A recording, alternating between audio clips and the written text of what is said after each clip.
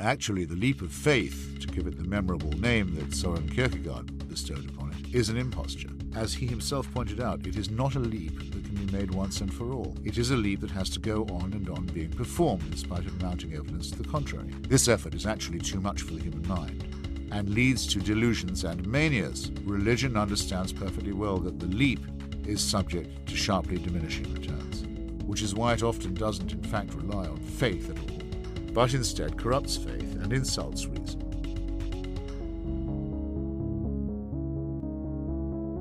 You are listening to A Leap of Doubt, the podcast that celebrates science, secular humanism, and the courage it takes to embrace an evidence-based life of doubt and questioning.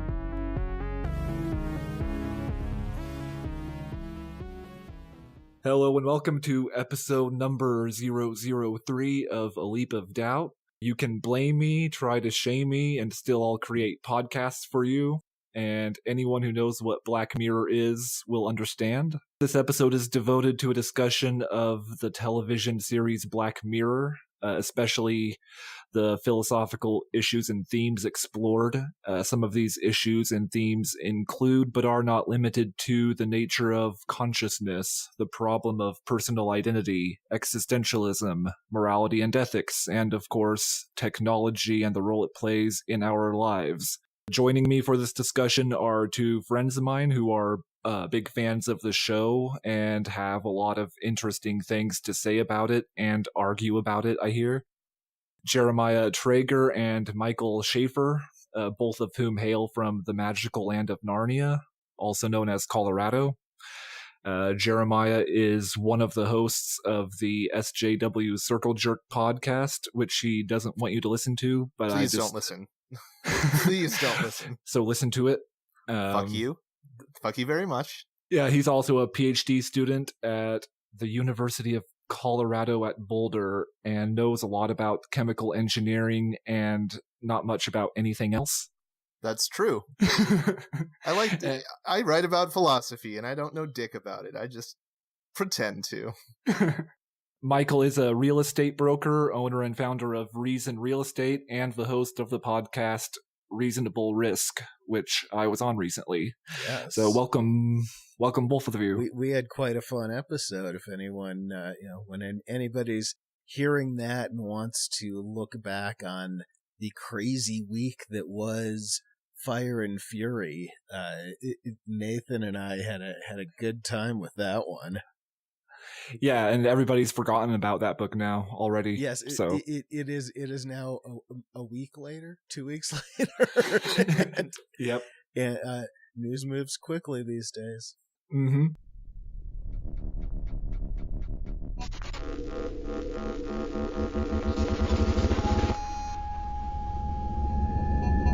All right, so shall we make the potential mistake of starting off as broadly as possible? What is Black Mirror about? Black Mirror is a show about how STEM and computer programmers need to take ethics courses. That's I would say that's a fair assessment. I guess to broaden it out, it's I guess maybe anybody listening to this probably should have watched it or is not intending to watch it, because we're obviously going to spoil everything. Yeah, I should have said that. This is going to be like a spoiler-rich episode. They were teddy bears. Teddy bears. At the end. Oh, we'll get there. So what's it about? It's about it is about ethics. It's about technology and the way that we interact with it and it interacts with us in ways that we can't contain or control. Right. It's an anthology series that explores different technologies and how we may fail to use them appropriately, which I think is good sci-fi. In my opinion, good sci-fi is using or overcoming technological constraints to explore human questions absent of those technological constraints. And if you haven't watched this series, then almost every episode will remind you of how shitty a species we are.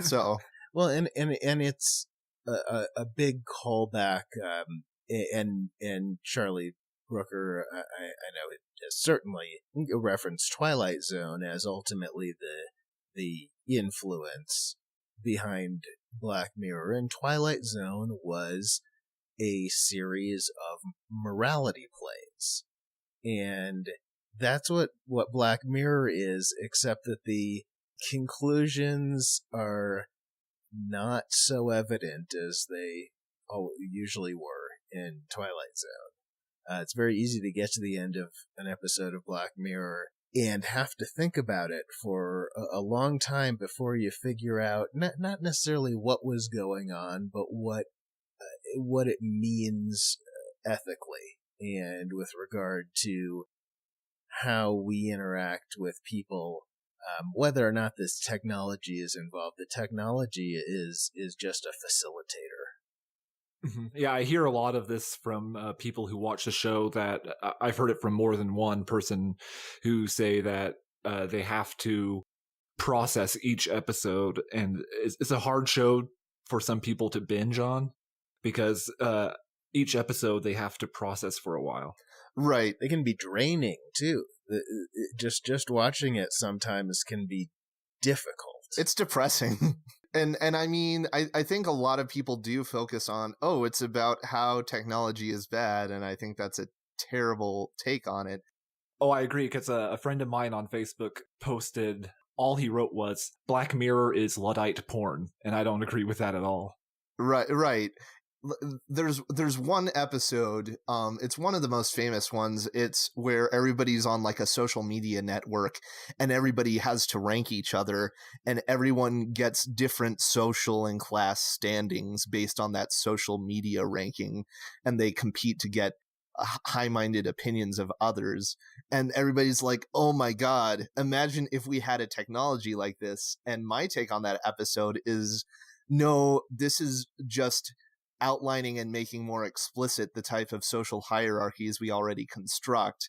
We're just making it more evident and clear for you. I don't think it's a prophetic episode. I interpret Nosedive, which is the episode I'm talking about, I interpret that as a not prophetic. It's a commentary more than a. It's a descriptive episode. Like it describes us as we are already. What's interesting too there is that's the only episode that Charlie Brooker did not write. So it takes a different slant, and it takes a very different take on things. I don't think there's any other episode that is quite that way, where it is that current commentary in that particular way, and that might have to do with that not being a Charlie Brooker episode. Mm-hmm. Well, I think the episode that comes to mind we can compare it to that is more descriptive and set in a contemporary setting is the Waldo moment. I think that's what it's called. Yes. Ooh, oh geez, my which God, is yeah. pretty generally, I think, reviled as the worst or one of the worst episodes of the show. I have a difficult time like comparing it to the others, because the whole time I was watching it, I was just like, oh my God. Like this is an episode that was created in 2013, and it's about basically a meme cartoon character who offends his way into high political power. Well, the thing is that it did seem very ridiculous. Now, I'm actually not a hater of the Waldo moment. I don't love it. It's not Neither among am my I. favorites, but I kind of enjoy it. I kind of enjoyed the character. Nobody can say that did not become prophetic. It's actually happened between, in the UK, which is where the Waldo moment and most episodes are based. I mean, fucking Nigel Farage is Waldo of the UK, and then we get Donald Trump here, the Waldo moment, it has a lot of resonance. I think people should revisit it. Right. I think it really does say something about how much nonsense we allow when we argue about free speech in a marketplace of ideas. And I think it goes to show, and it is very prophetic, like nonsense and ridiculous commentary gets attention. And I think it says more about how we as humans would rather be entertained. We'd rather be entertained. Right. And so it doesn't matter. Like, even in that episode, there was a debate between a few serious politicians and this cartoon character. And the cartoon character was making fun of him the whole time. But one of the least likable politicians, probably like a Tory, someone who I would vastly disagree with, calls him out and says, well, you don't really have any plans or problems or ideas of your own. You don't stand for anything. And that's sort of the whole point. Like, gaining attention for ridiculous ideas and commentary often is more successful than a very salient and well thought out and reasoned response, which really says something about how we want to moderate our discourse in the real world. If you get attention, there's a couple of pieces to it. You can get attention and be a tabula rasa where people can project whatever they want to onto you. So people did this with Trump. The evangelicals had to do a lot of this. They had to. They really had to be able to project what they wanted their presidential candidate to be, and they projected it onto Trump, and they could do that because he was just this figure of attention, and they just used that figure to plaster what they wanted to see. Mm-hmm. I suppose we should also mention that the very first episode of the first season, the national anthem, was also prophetic in ways that nobody could have foreseen. Yeah. Yeah, I've fucked 20 pigs now. I wouldn't have thought of that. So in that episode, the British Prime Minister is blackmailed into having sex with a pig live on air.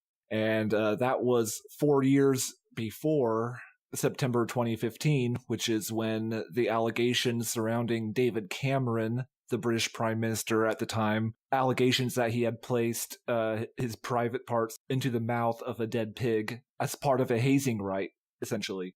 Brooker called it a coincidence, but that he was kind of weirded out and creeped out by it. Yeah, that's the national anthem, and it is probably my least favorite episode of the show, or my most hated episode of the show. Generally, when I'm recommending Black Mirror to anybody, I mean, now everybody knows about it, but for a long time I started watching it before season 3 was released. So after 1 and 2, I caught up on all of them. And so I'd be recommending it, and I would generally say, hey, you don't have to watch them in order, just skip the first. Yeah, I was kind of dubious about recommending it to others after I watched the first one as well. Yeah, it was a bold move on their part to choose that episode as the first episode people would likely watch. So I don't know. But that show probably has, as far as I remember, zero technology that we don't already have access to. So that sort of blackmailing threat is something that could happen. And I think that's really interesting. And there's also, commentary on how everybody's glued, their eyes are glued to this screen to watch this politician fuck a pig, and nobody is out in the middle of the street seeing the hostage be released into the public. There's a little commentary on, the way the culprit blackmails the politician is he kidnaps. I forgot who he kidnaps. It was the what royal, is it? The princess. It was member of the royal. The royal family. princess. Right. He kidnaps her and says, "I will kill her if you don't fuck a pig on TV." and everybody's eyes are glued to the screen. And a little twist is she's released an hour before he fucks a pig. But like nobody is cognizant enough to realize this, and the guy ends up fucking the pig just almost for no reason. Right. At that point, it had somebody found her. I don't know that it was an hour. I thought it was like 5 minutes. Oh, maybe. But in any case, there was no need for him to do that. It was a meditation on on media and on spectacle, and I think that it did its job in that. I just didn't really care for the story. I didn't find the stakes to be interesting, I guess. Going back to Nosedive, that also was mirrored in real life by China's proposed social credit system. I have not heard about this. What is that? In an article by Wired and quite a few other articles online that you can read, China is engaging in a vast new experiment in social ranking, and that's the headline of the Wired article. Basically, it's the same concept that you see in Nosedive. So this is where everybody has like a Yelp rating. It's like 0 to 5, and who you are is all tied up in this number. Mm-hmm. Yeah, it's basically you have a certain social ranking, and based on what your ranking is, you are allowed to live in certain neighborhoods, buy certain houses. Oh, so like in Nosedive, there was the apartment. They had to have a certain number to be able to rent this apartment. Almost the same exact thing is going on in China at the moment. It's still in the experimental phase. I'm just so curious about this. Like, what are how does it work? So in the episode, it was almost like with Uber, where you rate your driver and then they rate you. That was kind of, everybody you interacted with, you could rate. How does it work in China? So I'm reading from the Washington Post. China's plan to organize its society relies on big data to rate everyone. A portion of it reads, "In this world, your score becomes the ultimate truth of who you are, determining whether you can borrow money, get your children into the best schools, or travel abroad. Whether you get a room in a fancy hotel, a seat in a top restaurant, or even just get a date. It is the scenario contained in China's ambitious plans to develop a far-reaching social credit system, a plan that the Communist Party hopes will build a culture of sincerity and a harmonious socialist society where keeping trust is glorious." And this was based on a high-level policy document released in September that listed sanctions that could be imposed on any person or company deemed to have fallen short. The overriding principle is, quote, "If trust is broken in one place, restrictions are imposed everywhere." And that article, as well as the Wired article that I mentioned, both have more details. The Wired article actually goes into a lot more depth about what's going on than the Washington Post, which kind of just has the basics of what's going on there. Well, and I think that maybe a way that we bring that a little bit closer to home is, when you first started describing that, I was thinking, well, it's a lot like credit ratings. And we think about, where are the different places that credit ratings could get into? And our backstop against that is regulation, which, as we know, is being completely destroyed. So there have been things that have been, by regulation, not allowed to be in your credit score. There's the limitations on time. So, most things fall off your credit score after 7 years. Well, if we're in a scenario like this, what happens, when they decide that, the loan you didn't pay when you were 22 is still going to be haunting you at 50. Right. So it's I can see where, a totalitarian government could go with that, to be just like they described there, the goal of the harmonious society. It feels so much like a Stepford society. It's going to look harmonious. Yeah. I'm just fascinated because this was an interesting episode where it seemed to take this very this concept that I don't think anybody is not aware of, that we aren't who we are on social media. It is that it does portray generally sort of the best of us because we curate it ourselves, and so this takes it to a different place where other people now rate you, and you have to be even more fake to try to impress everybody. And so nobody in that world was acting honestly, except the garbage lady. Yes. Well, and then the end, at the end, it was all about fuck this. This system is not what we want. Right, and I think that kind of, and I was thinking about it from a social hierarchy perspective. There are many takes you can take on it, and for that reason, I think that Nosedive is one of the happiest Black Mirror endings. Like, it actually ends. Like, they're still in sort of a dystopian social median it almost ends with with the spark of revolution. Right, exactly. I think it's a very happy episode, in my opinion. I didn't connect with the episode, but I kind of am more thinking about it than watching it, and I think that it just had a lot to do with I'm just not a fan of Bryce Dallas Howard, and sometimes if you're just not a fan of a certain actor, it can change your perceptions of things. But I'm gonna take us to a different episode, to one that we'll probably spend a while on, because I was talking about actors in episodes, and so we've seen this, and this is definitely a part of the Netflix switch. So the first episode to air on Netflix was Nosedive, the first Netflix produced episode, starring Bryce Dallas Howard. So now we get to season 4. Season 4, episode 1, stars a few recognizable Matt Damon, right? people. Damon.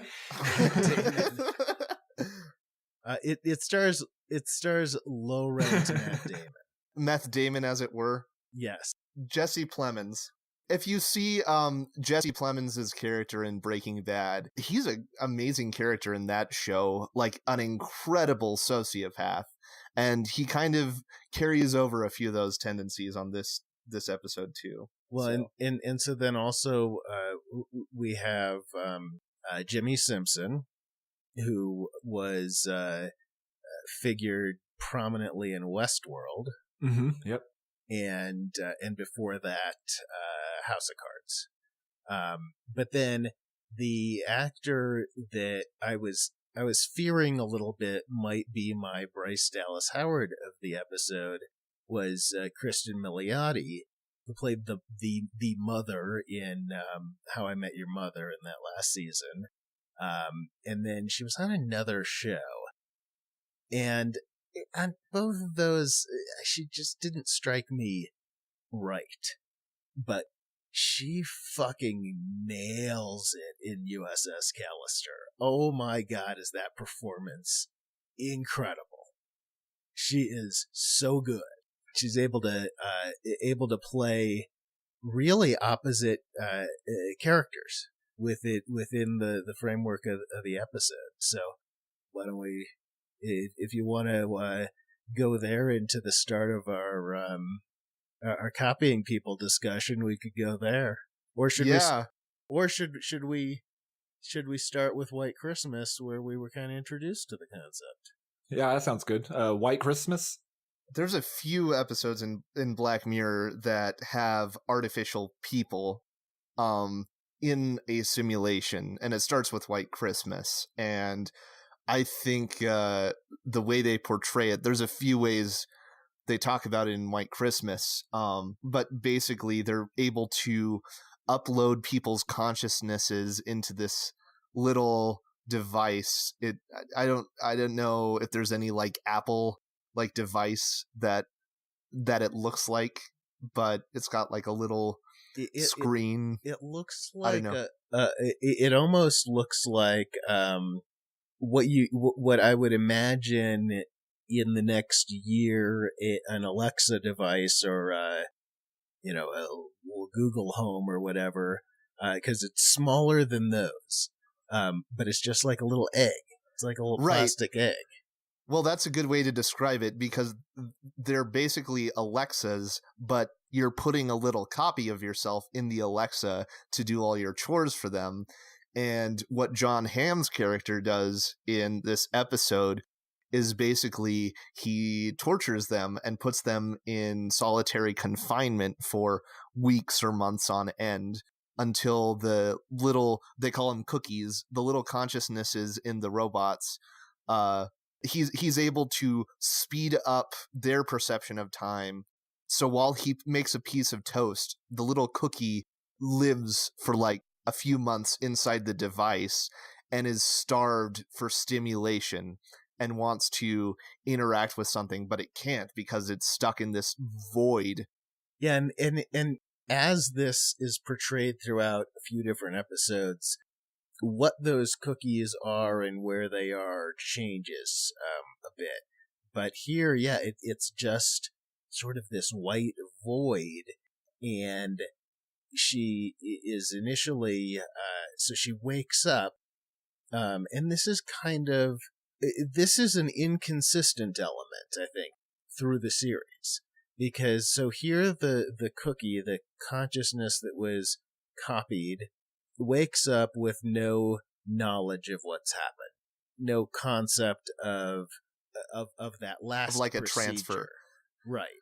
Like if her physical consciousness and her simulated consciousness had woke up in a white room, you wouldn't both of them would essentially have the same experience. Like neither would be able to tell which is a simulation and which is a human. Mm-hmm. Right, definitely. Right.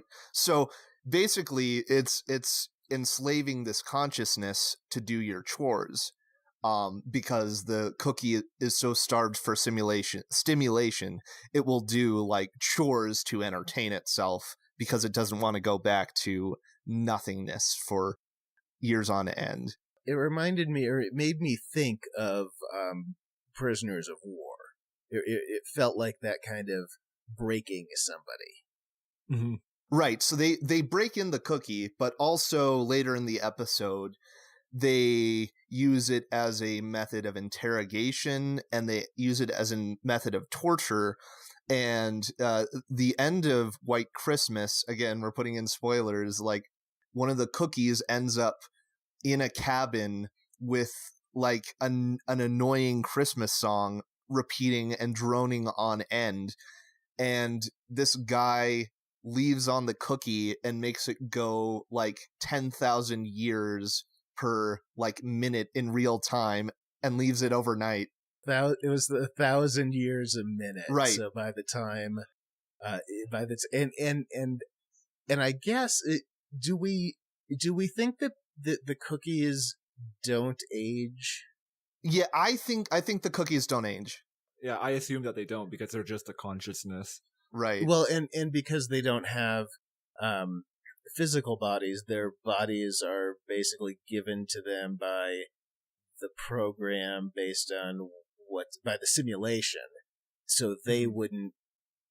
I guess maybe they could age if that consciousness thought about aging, because those consciousnesses sometimes seem to be able to will things into existence within their cookie world, and sometimes not.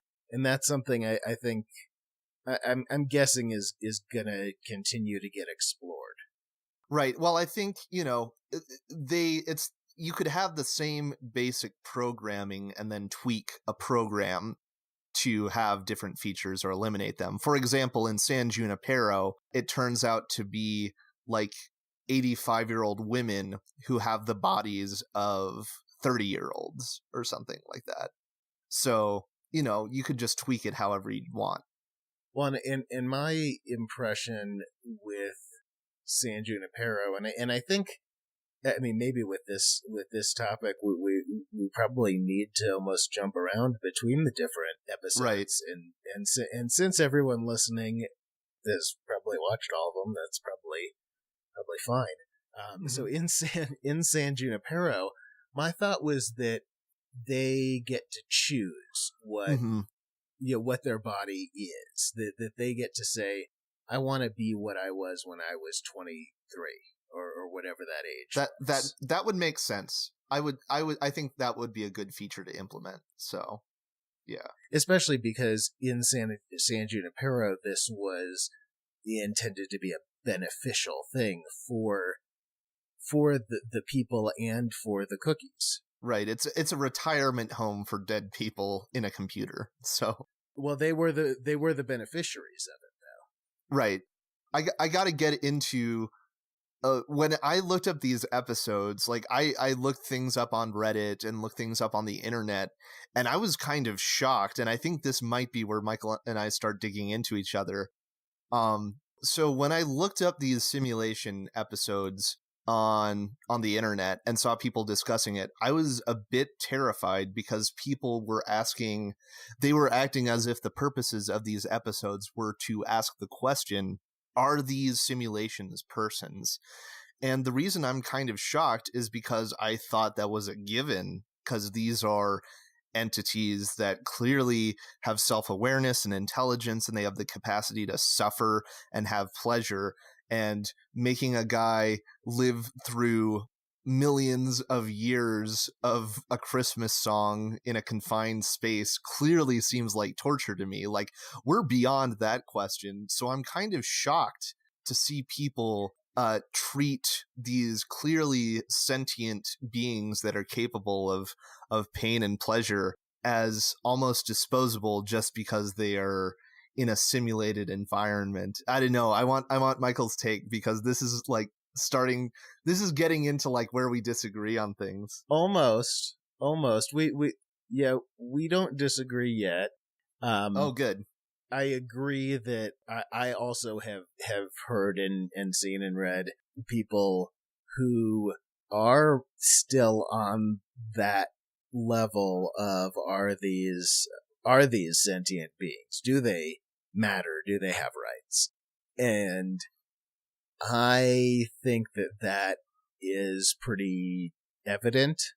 I don't think that's a discussion that I think we all probably agree on that. Mm-hmm. Where we disagree is going to be in one specific episode that we haven't talked about yet. Okay, good. I just want to throw in one little thing towards like the last episode of season 4. It kind of really drives that torture home.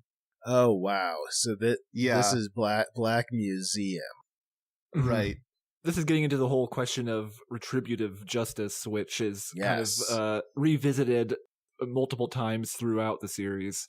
I was on Michael's show talking about how much I hate retributive justice.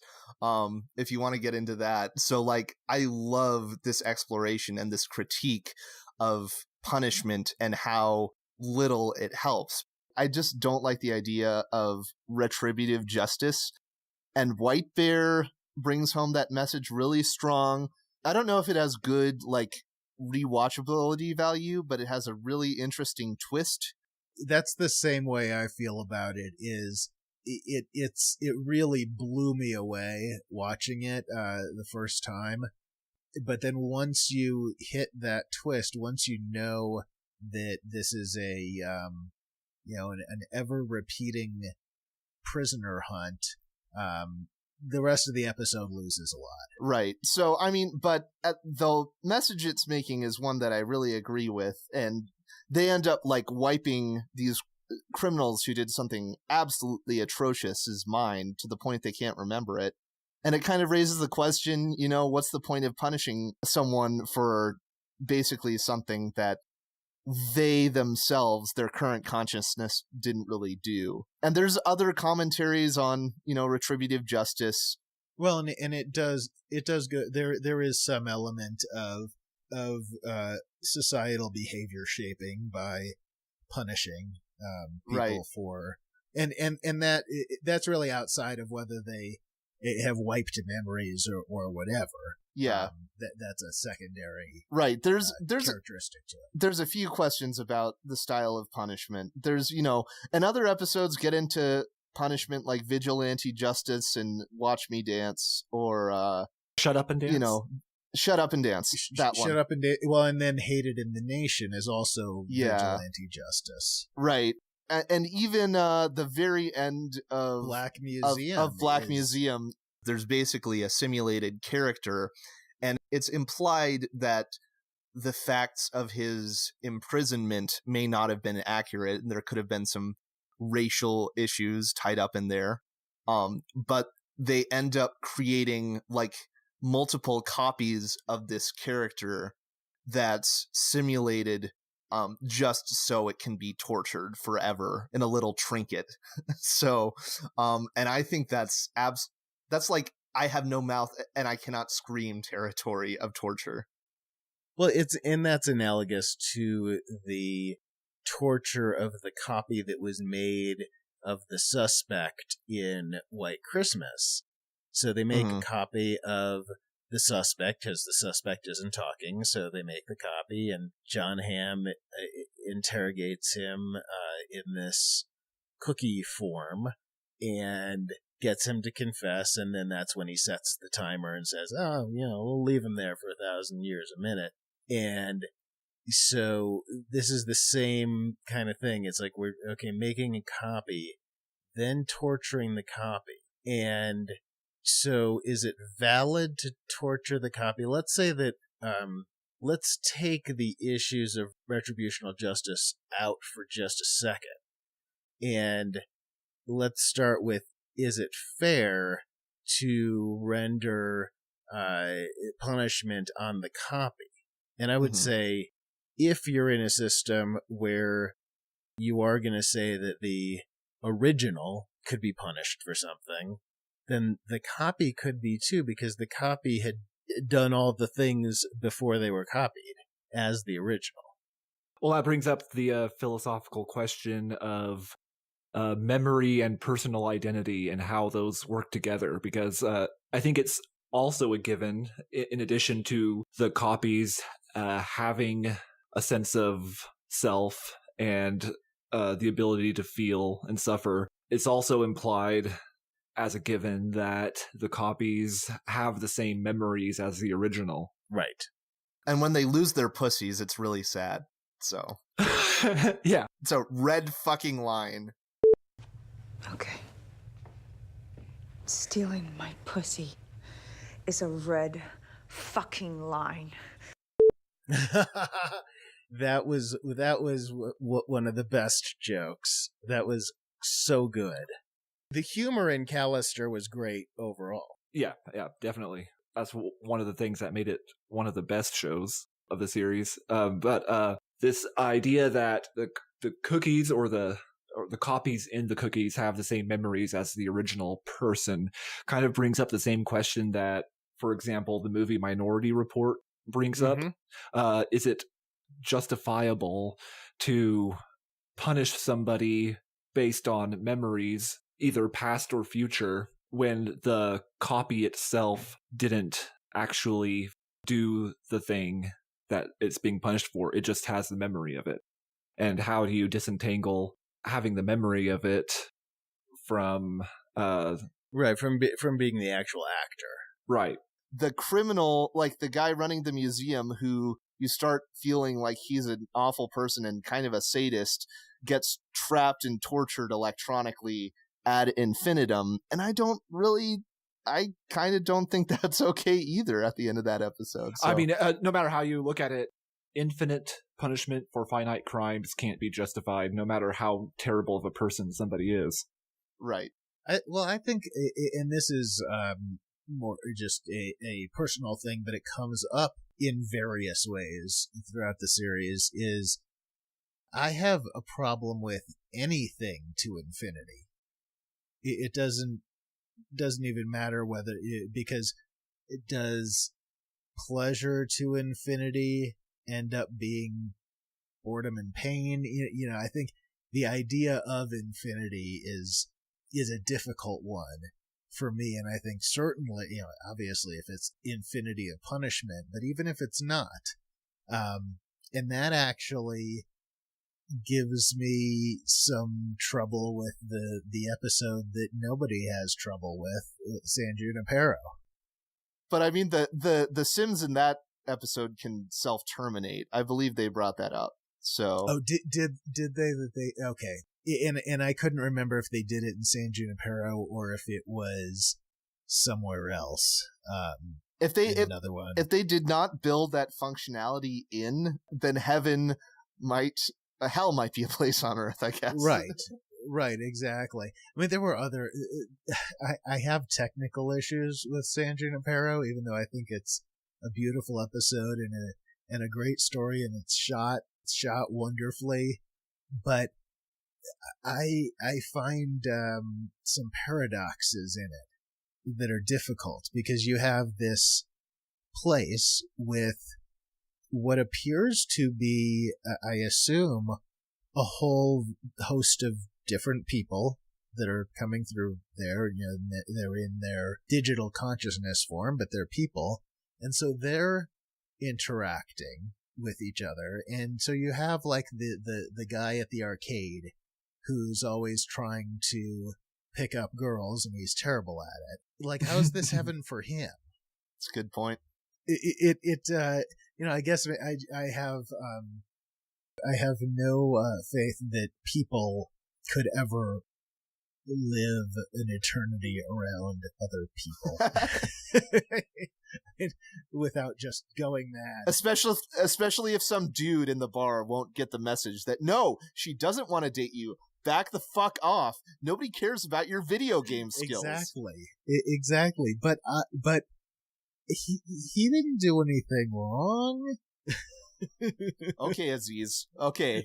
He wasn't even a creeper, really. Yeah, I completely agree with and relate to the idea that eternity with other people is actually hell. So Jeremiah and Michael both agree, as do I, that the cookies in White Christmas and USS Callister are effectively people. And now I think we all want to get into Hang the DJ, which will probably be the most interesting part of this discussion. Yeah, because Michael's wrong. So Hang the DJ is sort of a commentary on dating apps right now. And it's one of the happier episodes at the end. There's a twist at the end, but it seems like these folks are following a dating program. It's like they're living in a compound or something, and they have a little device telling them what to do. And it seems like that's their dating app, and they're in a world like that forces them to date people by some rules or something, like some totalitarian government. Those devices they refer to it as coach, and what we don't know is what's on the other side of that. It's all pretty mechanical answers. So to me, it certainly didn't appear that there was any intelligence behind the coach. Do we agree on that part? Oh yeah. Okay. Well, the twist, this is a episode that will probably give people warm fuzzies, at least relative to the other episodes. But it turns out that these characters are actually in a simulation, and when they escape, they escape to run away together, sort of like a romantic, rejection of the world around them. The system counts that like as a point in their favor.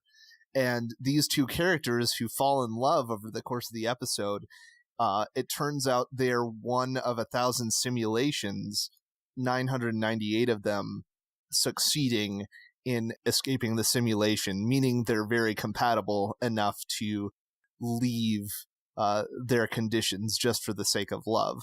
And it zooms out, and you find out you see the same characters you've been watching for the whole episode, but they're at this house party they could be college aged or something, maybe, late 20s, but you see them using this app that says 99.8% successful, and you see the two match together, and the twist is that they've simulated this love simulation in the device just so they can it's like OkCupid's algorithm, but like their consciousness and their ideas and behaviors have been input into the device to see if they're compatible instead of just answering questions.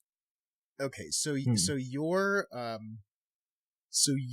contention is that the characters that we follow throughout the entire episode until the last few seconds, that those are equivalent to the cookies in White Christmas or in Callister. I'd say they have personhood just like the cookies. Like, okay, there's some weird things about them because they don't remember where they're coming from. Right, right. That's one key differentiating piece that I noticed is they certainly are different than Callister. Callister, they know everything. They know how they got. They know all of it. They have memories, in other words, of their life outside the simulation. Right. And in White Christmas, it's a little bit dodgier, where they have some of the memories, or it seems like they can be brought out, but not quite the same as in Callister. And now in this one they have no memory at all. And never have any memory revealed. Right. It's really weird to think about, because Michael knows I'm a hard determinist, and like, just to think about what makes us up is the product of determinists, you might say. I am so hard in my determinism right now. So hard. So hard. What creates a person is their, partially their genetics, but also it's a product of all their life experiences. You would agree that if this is a good algorithm, like the way the episode sort of implies it is, they essentially have the same personality as the people using the app, right? The people in the app have the same personality as the users of the app. I can say essentially, maybe. But yeah. I don't know that I can say that very comprehensively. Right. So, the way I see it, like, these beings, it'd be just kind of weird. It could be false advertising on the app's stance. Like I actually thought about that at one point, that right. the whole 90, which actually Amy, the lead female, she mentions that hey, right. This could all be bullshit, that it might only be 99.8% match because they've tortured us with relationship after relationship and worn us down, so that once they tell us this is the perfect match, we just accept it. We have to accept it. We're just broken down.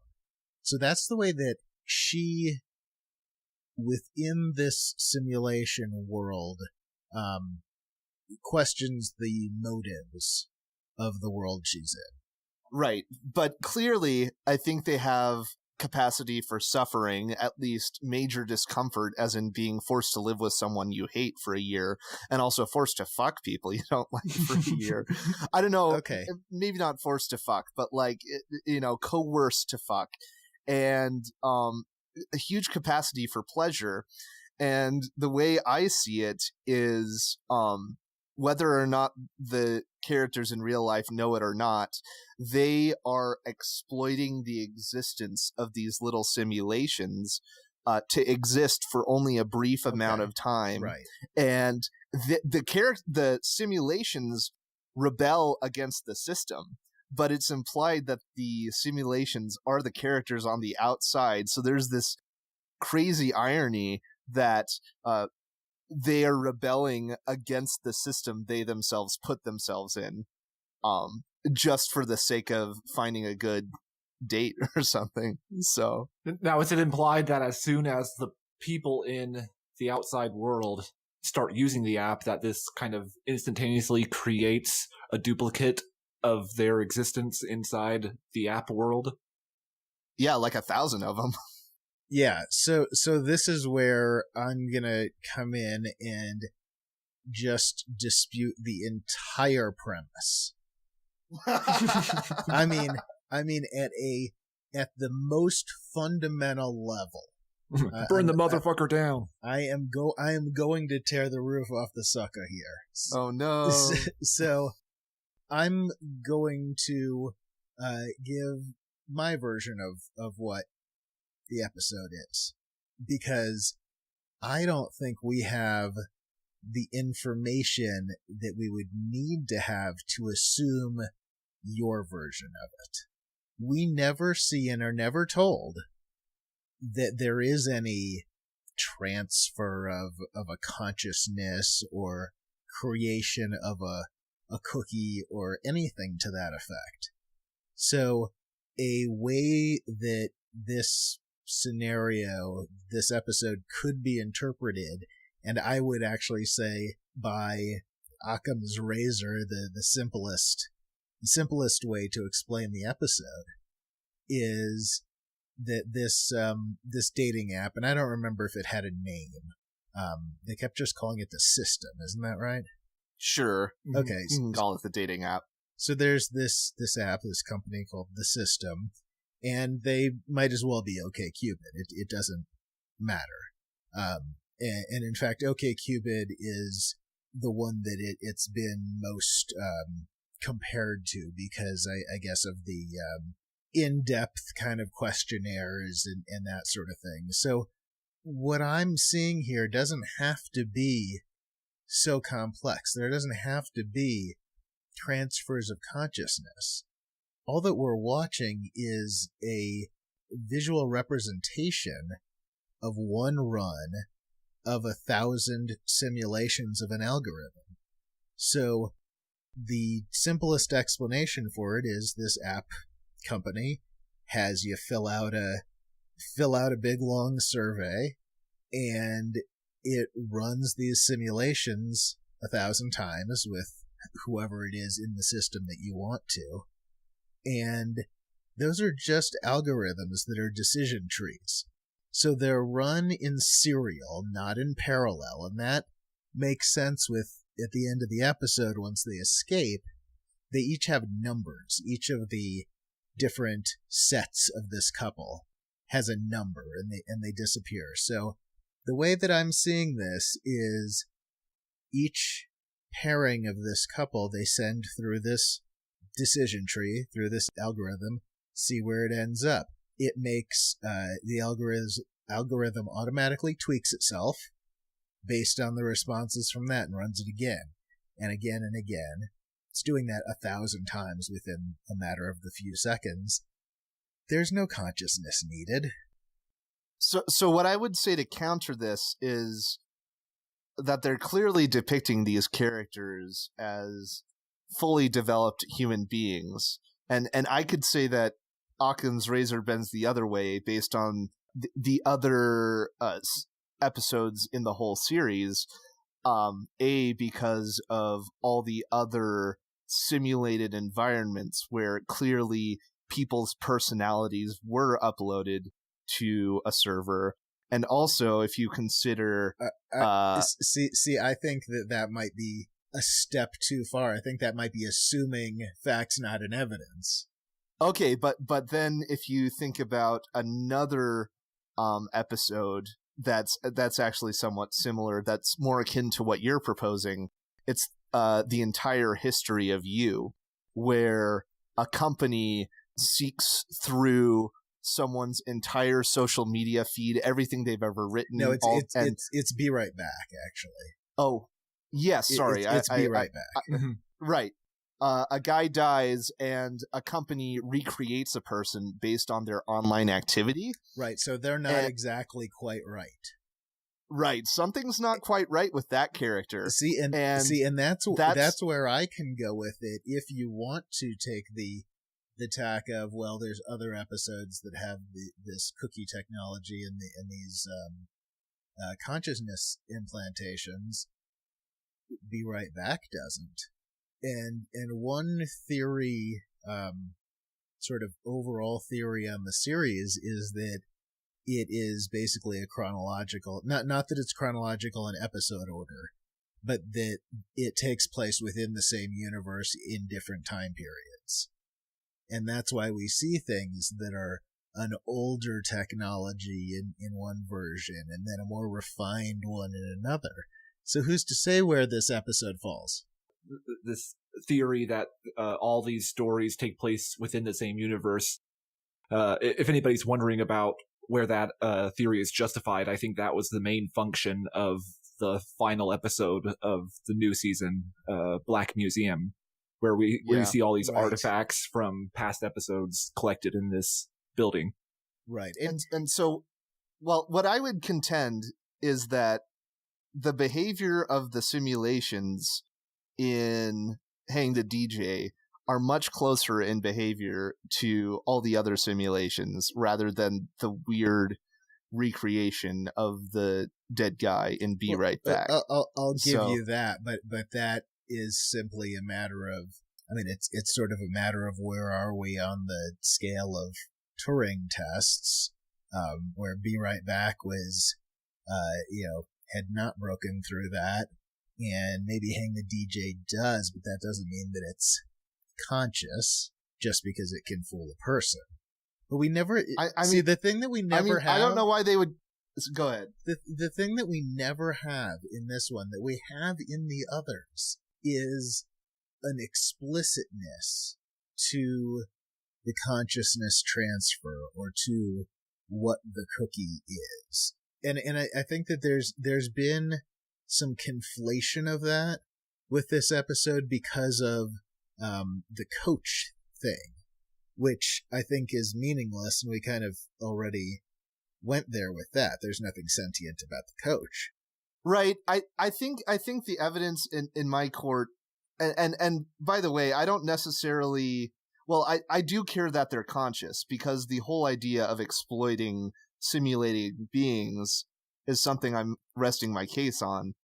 I don't necessarily care that they are the same personality, but just the degree that they put in, the amount of detail in the simulation. Like, for example, what sort of neural network would need to process, like, skipping a stone 4 times or something like that?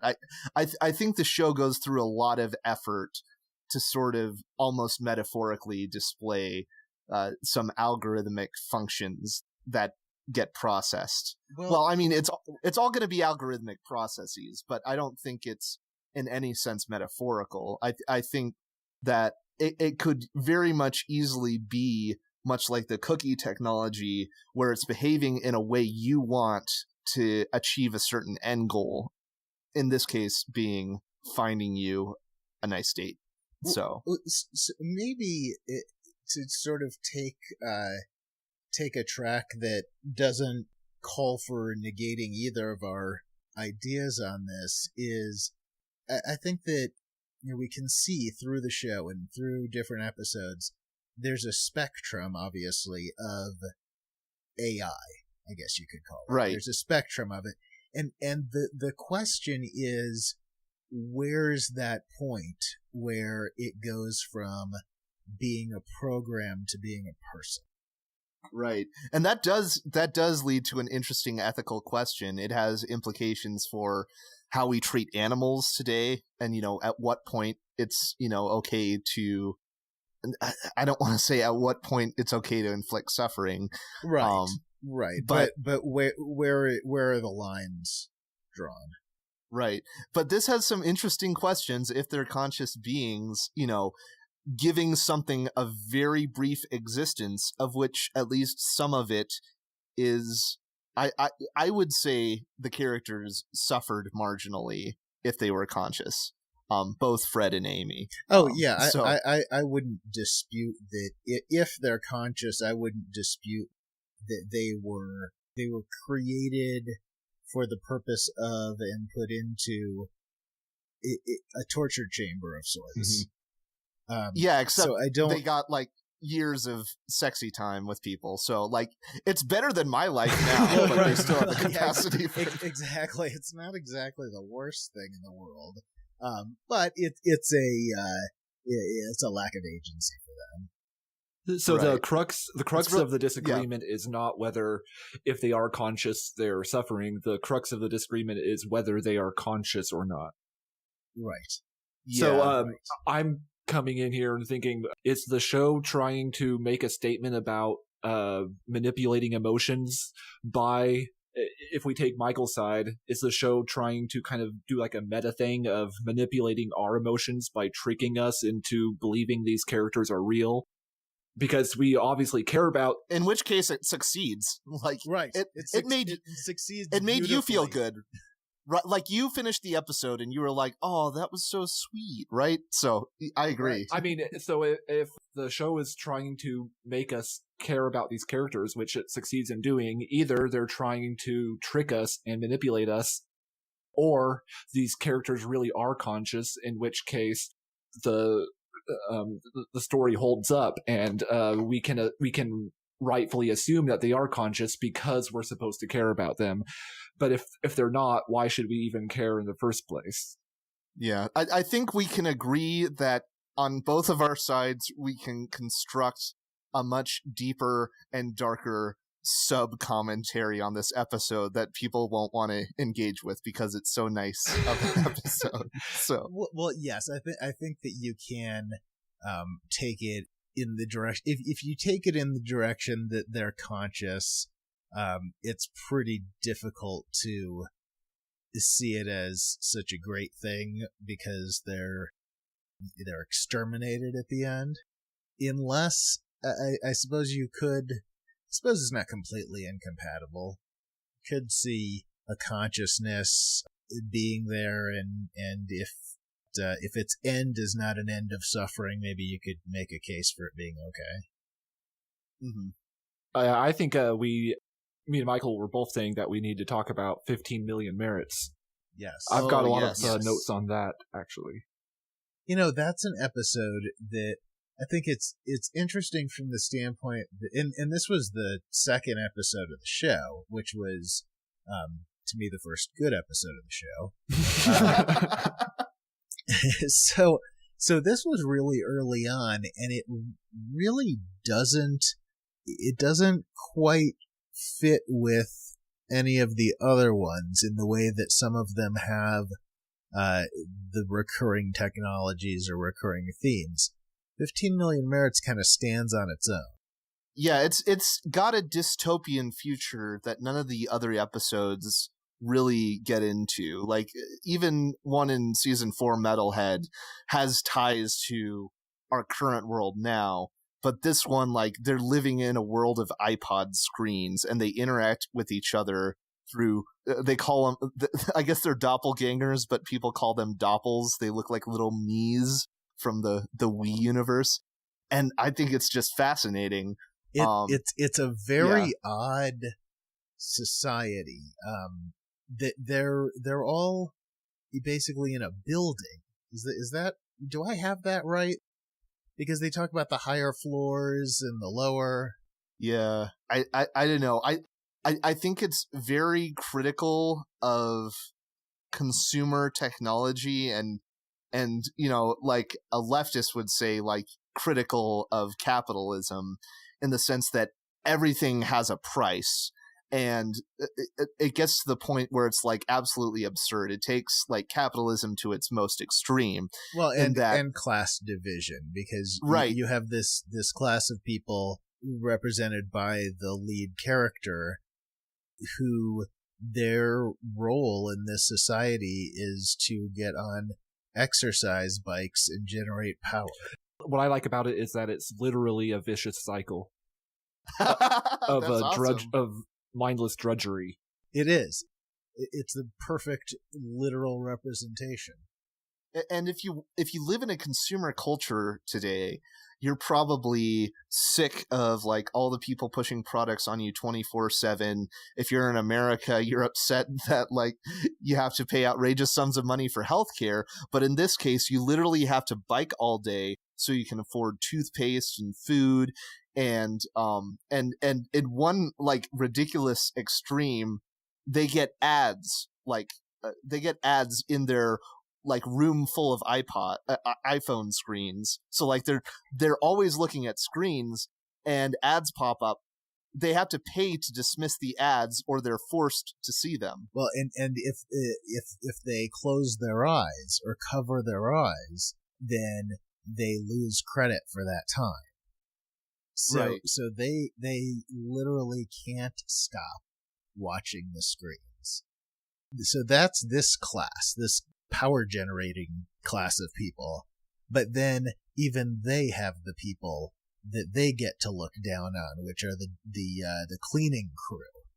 The cleaning crew is The lemons. a class low. The lemons, right? They're in these yellow janitorial suits, and so it's an example of just like in American politics, where the poor Southern whites did things that were not necessarily in their best interest because, well, they still got to be better off than the blacks. And it was, so it's the same way in this future dystopian society. You give people a little bit of something just by allowing them to push another group down.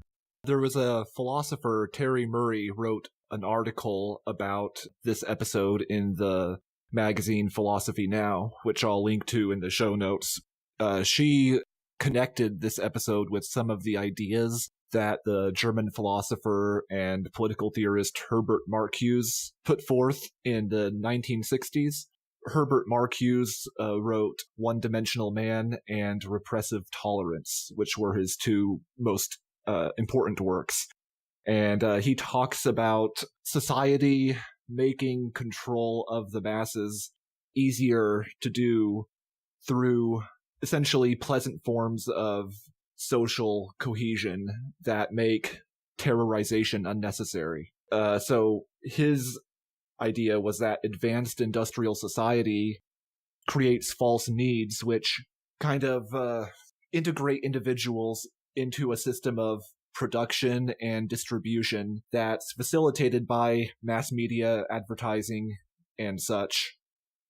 And this is Right. And this is exactly what 15 Million Merits is about. It's there's obviously an advanced industrial society at work.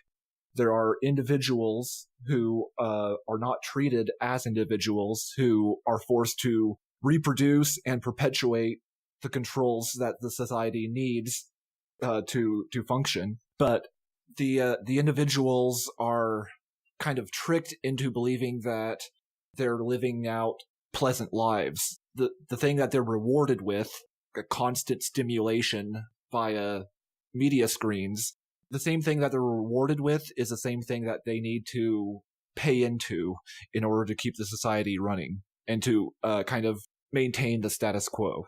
Right. And I'd like to put in, just thermodynamically, there's no way those people can power that entire society of screens just by biking all day.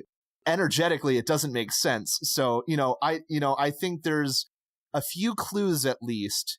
There's a few clues that, there's a upper class that's running this whole shindig. That Right, and we never actually see them. Right. That's one of the interesting things. Is now we see some people higher up on the chain when they go do this American Idol style competition thing to try to basically win a lottery. Right. Because that's that is very akin to poverty in real life. Your only chance is a lottery ticket. But even the people there, like the people running the production of this show, or when our main character ends up becoming one of the media celebrities on the screens, but yet his life still sucks too. Right. Because he can never actually get to that upper echelon there is no possibility to break through that high. Right, but I think my point is that there's a few hints that there are people running this, and if they are, they're essentially exploiting work that may not even be that necessary, making it seem that they need to do this to power their system. Right, they're creating manual labor for the purpose of occupying the time of this class of people, because if their time isn't occupied, they're going to start thinking about what their life is and what their society is. The busier that they can be kept, and this is again just like the poor working class in the U.S. We say, oh, well, why in the world would somebody in that position not vote for the people that are going to help them? Well, maybe it's because they are working 2 jobs and they can't get the 3 hours off to vote, and so they're disengaged from that because they're kept so busy by minimum wage being up this. Fully automated luxury space gay communism. Yeah, what's interesting is that the society in this episode, the kind of totalitarian society that tries to erode each individual's internal values so that their internal values go away and their whole being is an immediate identification of the individual with the society, and there's no distinction between individual and society. It's the illusion that, oh yeah, you can transcend this Sisyphean cycle of rolling the boulder up the hill just to have it come crashing back down again by removing the individual from that process, from that task. And so the dominant system doesn't need to convince its subjects that their values have to be the same as theirs in order for them to be anything. All they have to do is strip out the inner conscience from the subjects and thus do away with the tension that exists between the individual who has values that may be in opposition to the larger society and the larger society itself.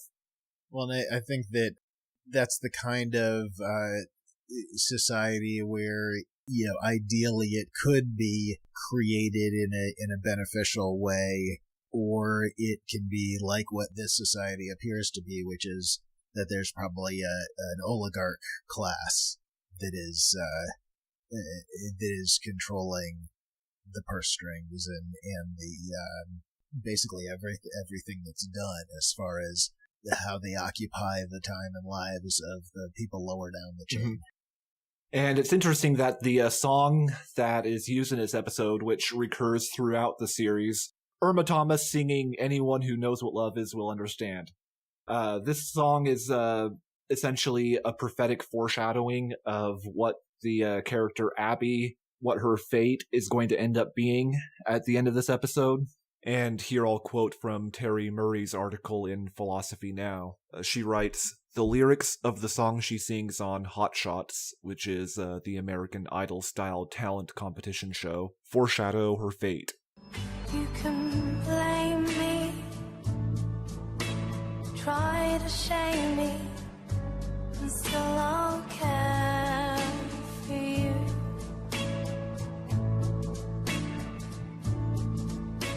You can run around, even put me down, still I'll be there for you.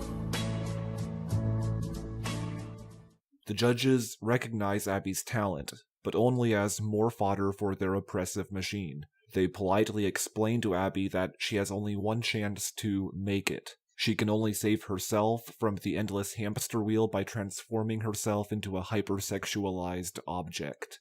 In a sinister twist, the judges turn her lyrics back on her and do try to shame Abby by pointing out that the millions of consumers out there who are peddling in order to watch her sing deserve to have the chance for success that only she has been offered. Abby's only reasonable option is to submit to their desires. As Mark Hughes points out, in advanced industrial society, the individual reproduces and so perpetuates the controls exercised by her society. Abby is indeed still there for them, but this means for the system whose all-pervasive artificiality has made her voice stand out as something real. Now her entire identity has been occupied and formed from within the dominant system, with its constant advertisements and manufactured, shared desires and beliefs. Her inner dimension has been eradicated, replaced by the social needs and public uses for her body and mind. Again, that was from Terry Murray's article, Black Mirror Reflections, from the July-August 2013 issue of Philosophy Now. We could probably wrap on that episode. And then, are there others and other themes you want to get into, or? I think my favorite episode, and I'm not even sure if favorite episode is the right word, but I think the one I appreciated the most is one that is actually not discussed that often or paid much attention to, and that is playtest. Ooh, really? Because we could get into some discussion on this. Yeah, and the reason I like playtest and also USS Callister for the same reason is because I think those two episodes, and especially playtest, are the essence of what the entire series is about. And to kind of give some background to explain this, I've been thinking about Black Mirror recently in the context of the philosopher Martin Heidegger's views on what technology is. Now, many of Heidegger's positions are highly questionable, and he had some pro-authoritarian and anti-humanist social views that I find especially deplorable. He's German. It's the 30s. It was in. Everyone was a Nazi. Oh, so you just call everyone you disagree with a Nazi, Michael? Come on. I didn't say I disagree.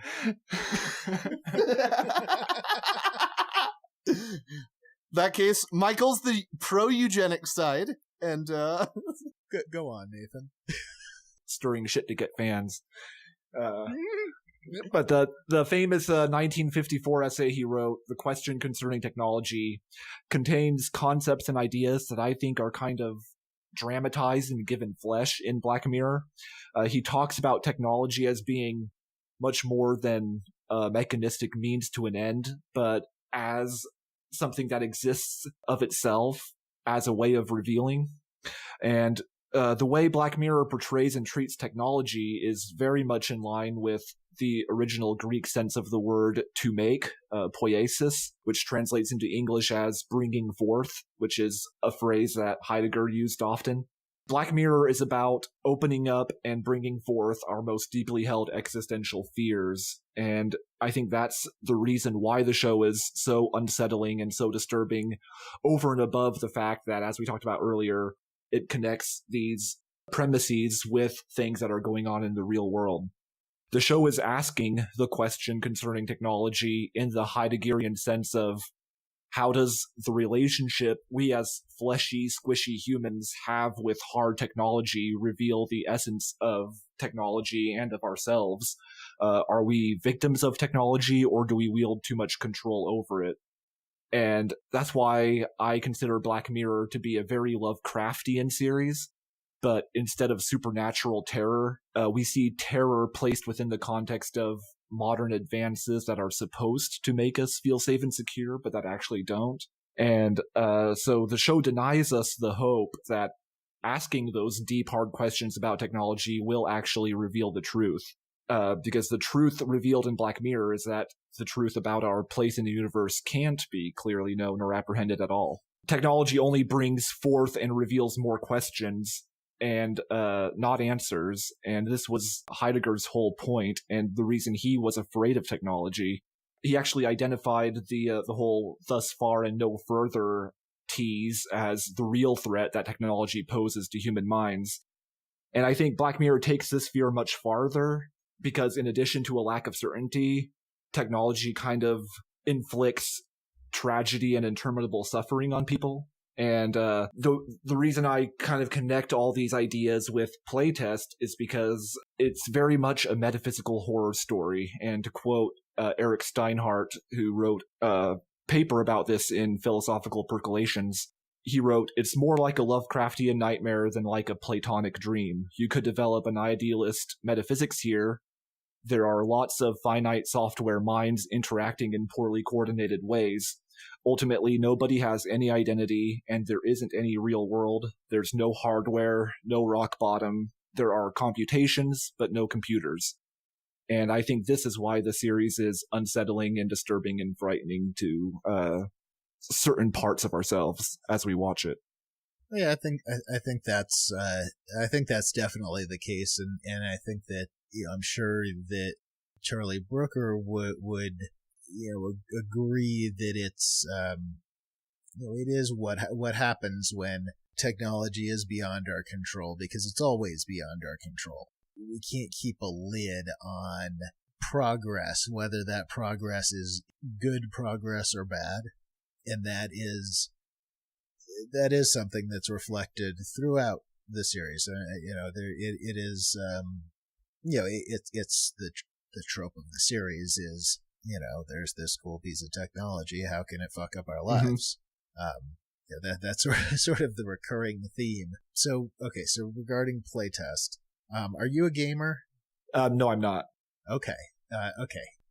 I've actually heard mostly very positive things about playtest. I've heard people that are just sort of, it's okay, but I have issues with it, not so much in the story or in the technology, but I saw it as not really bringing much new to sort of a series of old movie tropes.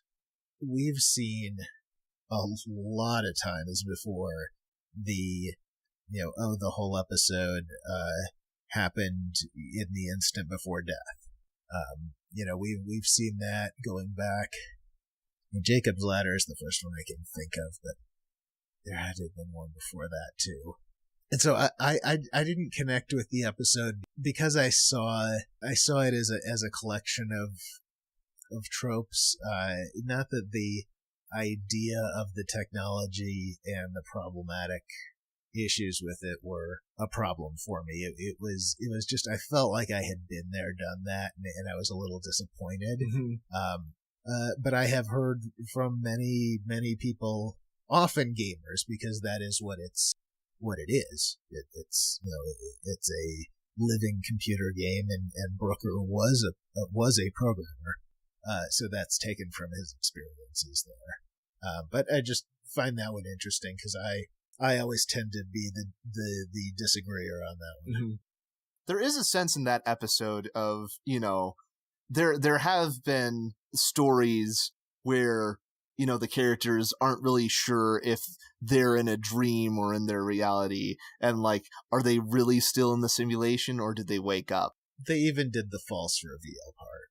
Right, exactly. Which, again, nobody was fooled by the one night stand girlfriend, coming in and saying, "Yeah, we gotta get out." But it's interesting that he was able to physically touch her and interact with her when she was supposed to be a ghost, and maybe that's why nobody was fooled. I'm trying to think of how the interaction changed. I can't quite recall. He was able to physically touch her. Oh, that's right. When he couldn't with the old steampunky ghost, but then with I guess he didn't touch the monsters because he was running.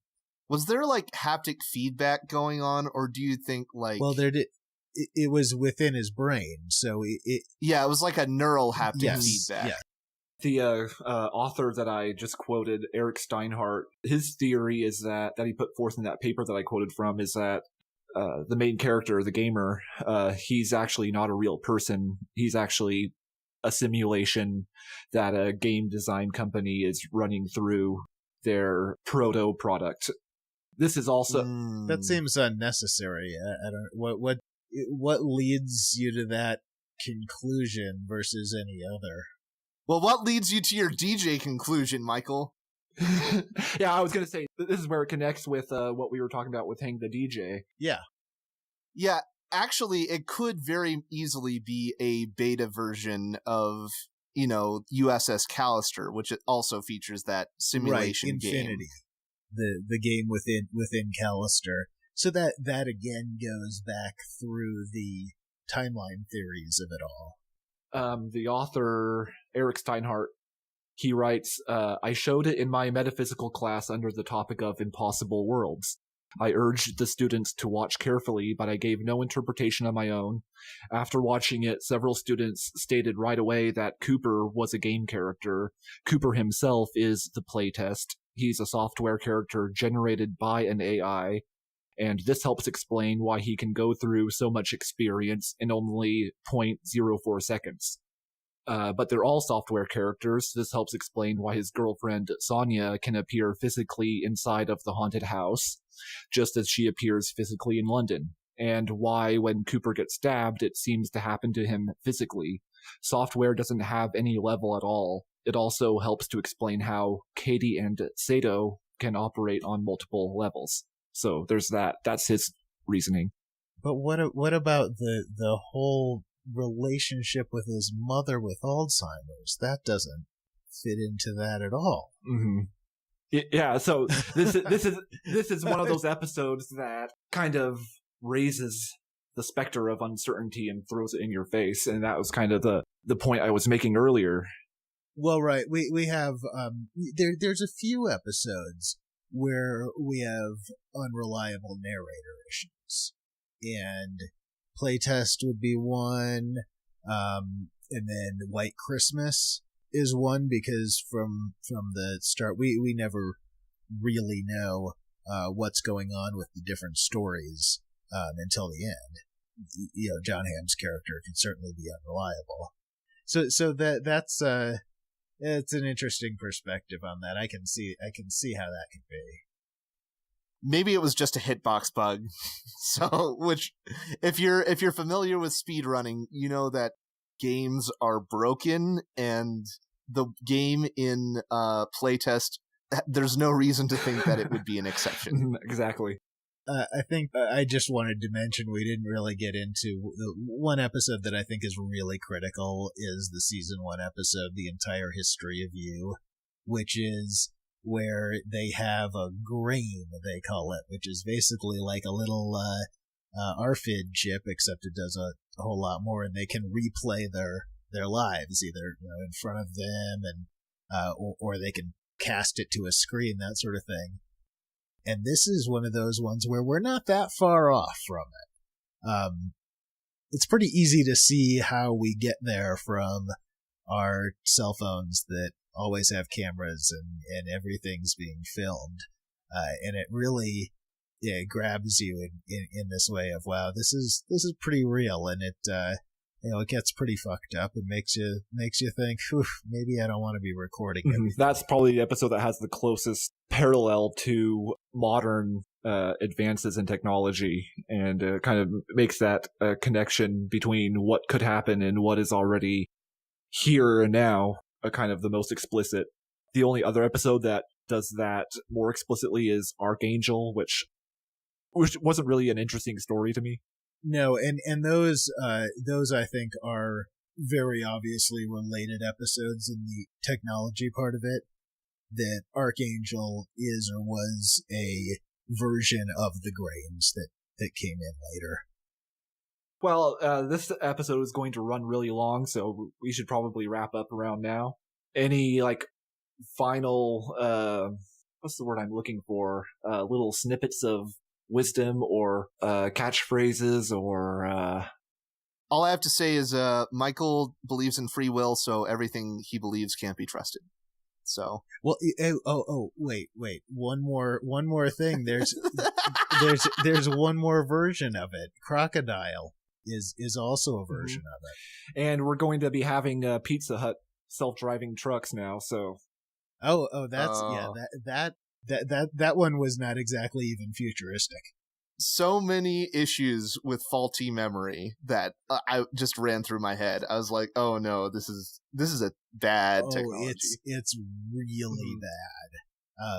Yeah. It even seems like the woman, the insurance adjuster, it almost seemed to me like she knew it wasn't that good. Yeah. It kind of glosses over like some obvious technological areas that those STEM majors need to take humanities courses to get over. So actually, that's probably a good summary of the entire series, is STEM majors should take some fucking humanities. Well, that's what Jeremiah said at the very beginning of... Yeah, that's I only steal from the best. Yep.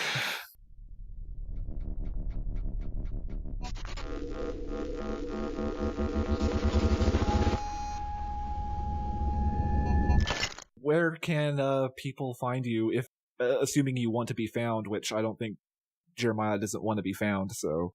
Yeah, don't find me. But Nathan and I, you run the same page as me on Facebook, so follow the Romantic Nihilist, and you can follow me on Twitter at Gerbivore. Okay, so you do want to be found. Yeah, that's fine. At Gerbivore on Twitter, and Michael, you can tell people where to find you and where to find your podcast. Okay, well, first I'll tell them where to find Jeremiah. That's the SJW Circle Jerk podcast that you'll want to look up to find Jeremiah. You can find me on the Reasonable Risk podcast, iTunes, Stitcher, whatever. ReasonableRiskPodcast.com. You can get the RSS feed there. And I've got a Facebook group as well as a page, but we have a group to have discussions and that sort of thing. So all those places. Awesome, and you can always find me on Twitter at the Natheist, which is just atheist with an N in front of it, and you can look me up on Facebook under my name, and I should pop up. So with that, we'll wrap up, and going out, I just want to say, make sure nobody steals your genitals. That's a red fucking line. It is. Thanks for having us on. That's what we'll leave you with, and thank you guys for joining me. This is going to be a really interesting episode. Thanks a lot, Nathan. Cheers. Thank you for listening to A Leap of Doubt. If you liked what you heard, please consider leaving a review on iTunes. If you want to get involved in the kinds of discussions this show is meant to encourage, you can find a discussion group on Facebook at facebook.com/groups/ALOP discussion. You can follow me and get in touch with me on Twitter, where my username is @thenatheist. Feedback and criticisms are always welcome. The opening clip is an excerpt from the audiobook God Is Not Great by Christopher Hitchens, courtesy of Hachette Audio. Text copyright 2007 by Christopher Hitchens. Audio production copyright 2007 Hachette Audio. Used with permission. The music is Jade by Esther Nicholson and is used under license.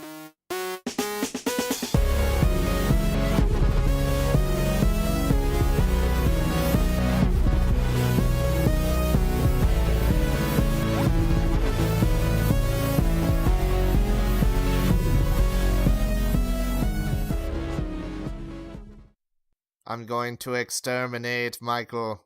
The only thing that you are better at is dying.